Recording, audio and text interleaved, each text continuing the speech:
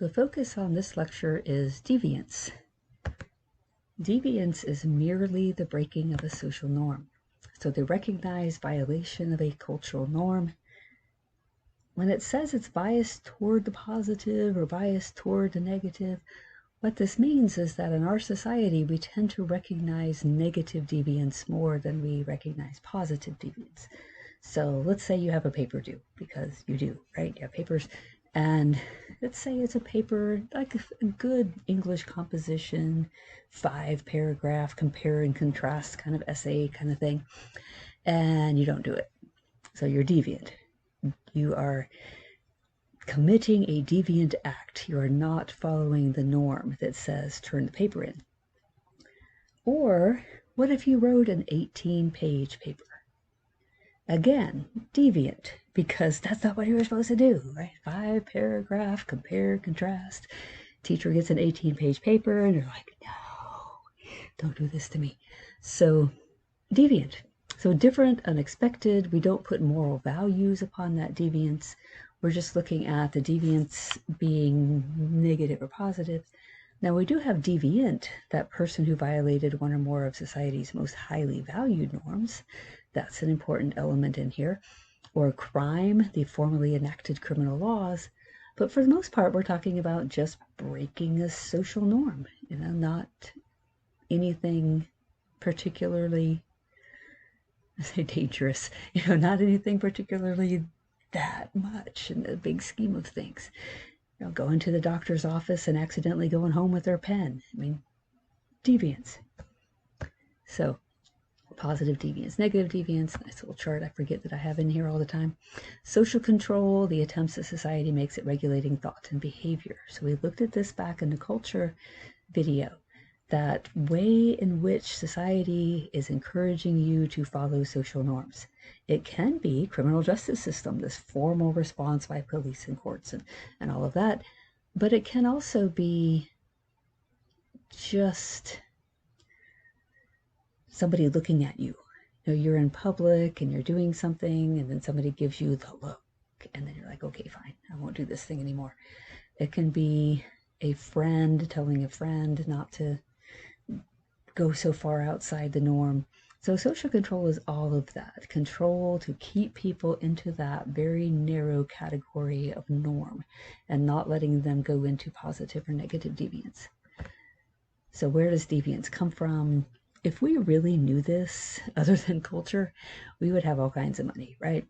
So we at one point thought it was biologically inherited, but there's not a whole lot of biology involved in deviance. Personality, perhaps. Is deviance unsuccessful socialization? Perhaps. But if you look at deviance as this broad category of not following social norms, then you really need to focus on the social foundations, the cultural part of it. So as norms vary, deviance varies. Nothing is inherently deviant. And then there's that whole chicken and egg thing. What came first, the norm or the deviance? Like my sister telling my niece one time.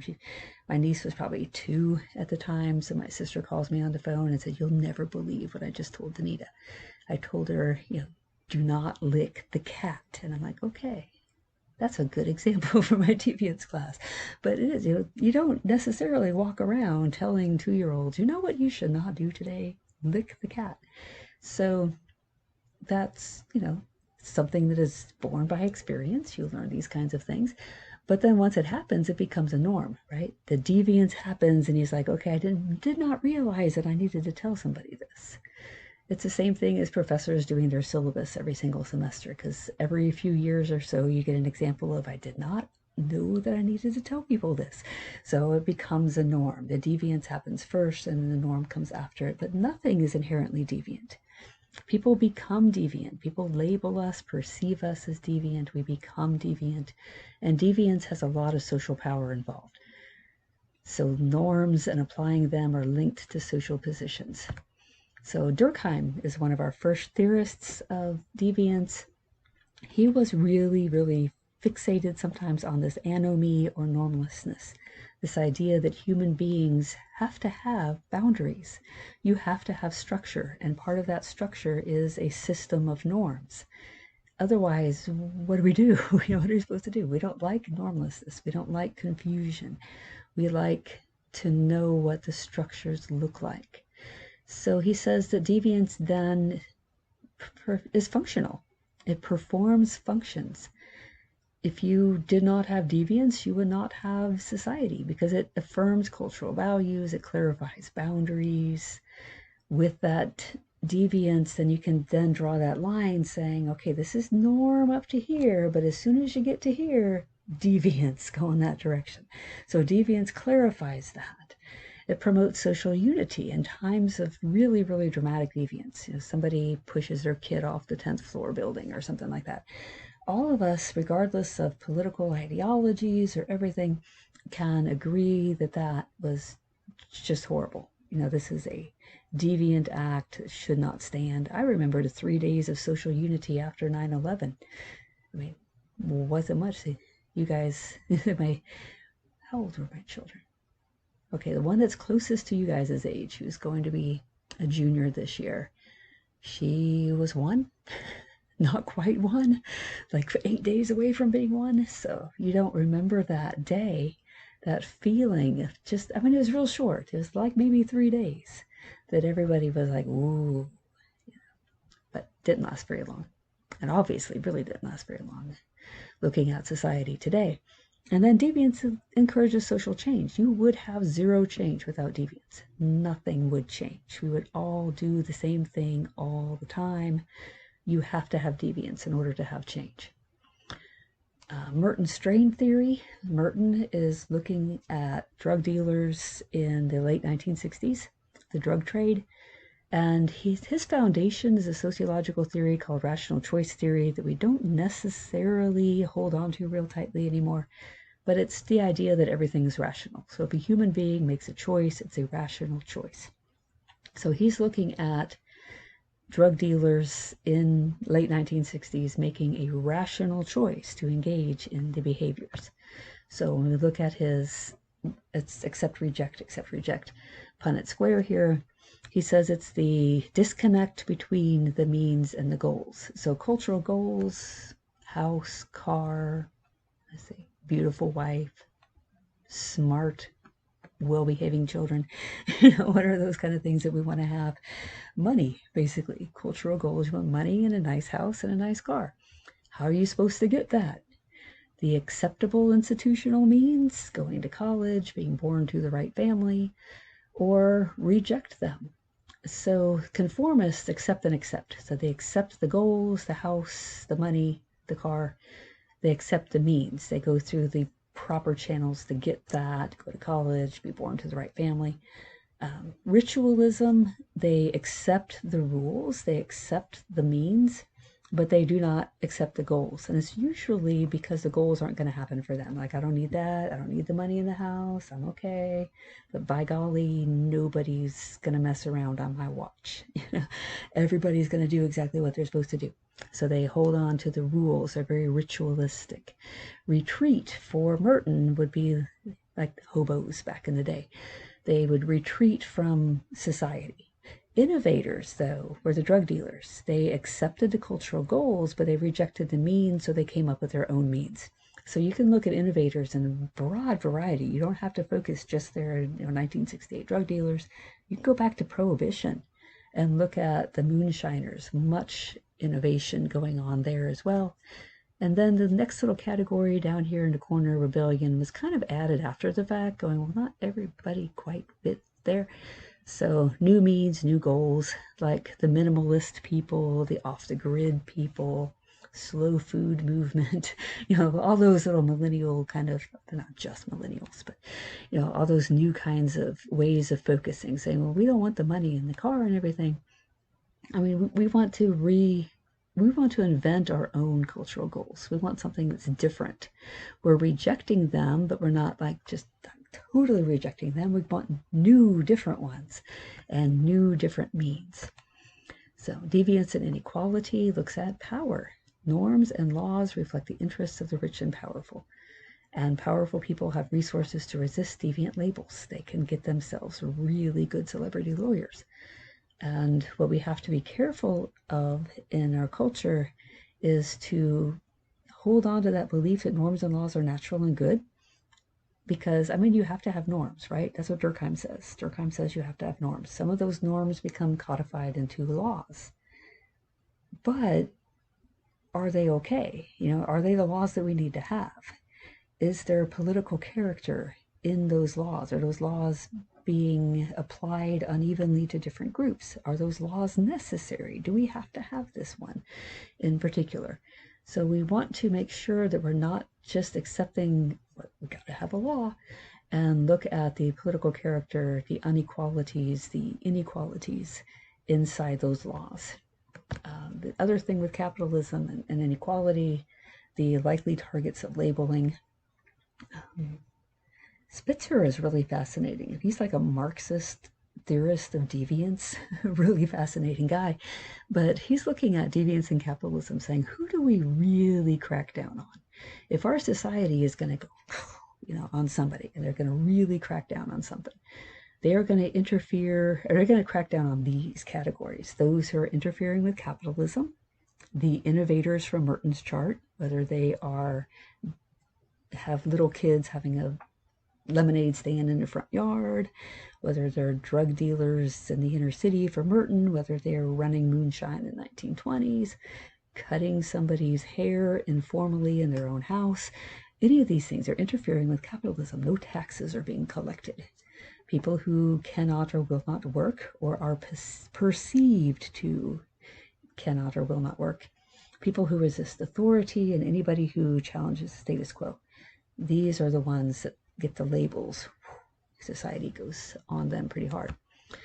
Labeling deviance, we did look at primary and secondary deviance way back in symbolic interactionism. It's not so much what you do as how does society respond to that. So primary deviance, it's kind of dabbling in deviance. The first time you ever go out with somebody and you have a drink, maybe you're not even 21 yet, but you go out, you're at a party, drinks exist, and you have one. You're just a human being having a drink. It's a deviant act, yes, but it doesn't change who you think you are and how other people view you, and especially who you think you are, how you define yourself as a human being. Secondary deviance is when somebody makes something out of that behavior. So I saw you drinking the other day. Are you one of those people? And then you have to make the decision. Am I a member of this group, or am I not a member of this group? So that secondary deviance is when you take that step, and that deviant behavior becomes part of your self-concept. These are my people now. Stigma is a very powerfully negative label. Labeling deviance more retrospective and prospective labeling. Retrospective labeling is what you see after serial killers are caught, where those neighbors are interviewed and they always have this guy going, I always thought there was something about this guy. Maybe it was whoever it was in Ohio that had those 3 women in his basement. One of the neighbors was like, he never opened his blinds. Because we like to think that we could recognize something that horrific. If somebody had 3 people in their basement, kidnapped, held captive in their basement, and we lived in that neighborhood on that street, we would think that we would know this, we would be able to find this thing out. So when we find out, we have to go reinterpret and say, okay. And that guy now is looking at blinds. He goes for a walk. He's like, ooh, their blinds have been down for 3 days. So he's reinterpreting behaviors in light of present deviance. And then prospective labeling is predicting future deviant behavior. If you belong to, my brother was not a good high school student. He ended up dropping out. He was suspended a whole bunch of times, got into fights. Just not your average high school student. I was before him, so it didn't really do too much to me, but my poor sister had to follow him like 4 years later, and the teachers would be like, oh, another one of you guys. We have a pretty distinctive last name. There's not a whole lot of us out there. So when my sister started school, it was like, oh, are you going to be like your brother? So they predict the future deviant behavior based on past ideas of either things that you did in the past or something that you maybe had no control over whatsoever, but they're still prospectively labeling you. Medicalization of deviance is transforming what we used to call moral failings and just bad behaviors into medical conditions. So this starts to change who responds, how people respond, medication, and brings into the ideas of the personal competence of the deviance person. Is a person bad or is the person sick? Totally different thing, right? And last thing on deviance, more labels, because we like this kind of thing. We have another 4 square thing. So you have in the first blue square, the conformist who follows the norm and has no consequences. So he has not broken anything. He is not deviant. Society does nothing to him. You drive up and down the parkway at a nice 50-mile-an-hour smooth thing every single day, never get pulled over, conformist. Pure deviant, did not follow the norm, faced a pretty immediate consequence. Go 75 on the parkway, get pulled over, get a ticket. Pure deviant. Now, the troublesome categories here are the secret deviants and the falsely accused. So secret deviants did not follow the norm, but nothing happened to them. So you're cruising up the parkway at 60, 65 miles an hour, like every day, all the time. Nothing ever happens to you. Killed a whole bunch of people and buried them in your crawl space. Nobody knows that yet. Yes, secret deviance. Did not follow the norm, no consequences. Falsely accused. You do follow the norms, but yet you have the consequences. Somebody who is framed or set up. Somebody where the evidence might be a little bit spotty, but a plea deal is proposed just in case. So you plead guilty even though you did not do anything wrong. And we tend to use this a lot in elementary school. Think about all the times you had quiet lunch because of that one kid who would not stop talking. No, I have no anger, no anger issues about that whatsoever. But that type of thing, falsely accused. And in our society, in our kind of relationship between us and our society and our government, you don't want a whole lot of secret deviance and falsely accused happening. You want to have trust that if you're doing what you're supposed to be doing, nothing bad is going to happen to you. And if people don't, no, people, not you, but if people don't follow the norms, then they will get what they deserve. If you have too much secret deviance and you have too much falsely accused, then you lose the trust in your society.